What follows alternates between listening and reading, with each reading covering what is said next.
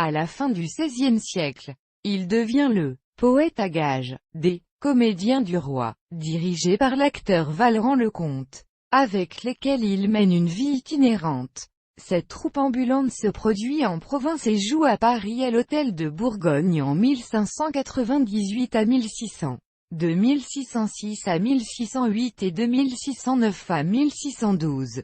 Pour la troupe, il compose un grand nombre de pièces, tragédies, tragicomédies, que Vallerand-le-Comte essaie en vain d'imposer au public parisien, qui préfère à ce théâtre nouveau la farce traditionnelle et la commedia dell'arte.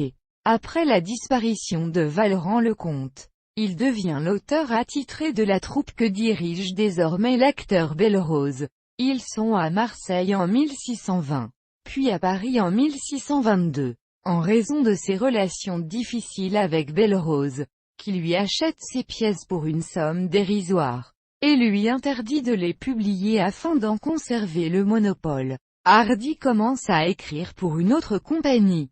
Belle-Rose et Alexandre Hardy rejoignent par la suite la troupe de Gros-Guillaume et obtiennent en 1629, par un arrêt du Conseil du roi, le droit exclusif de se produire à l'Hôtel de Bourgogne. Les nombreuses dédicaces de Hardy ne semblent jamais lui avoir apporté la richesse ou même des protecteurs, nécessaires. Son ami le plus influent était Isaac de Lafma, un des agents les moins scrupuleux, nécessaires, de Richelieu. Il était également ami avec Théophile de Viau, qui s'est adressé à lui dans quelques vers placés en tête de son théâtre de 1632.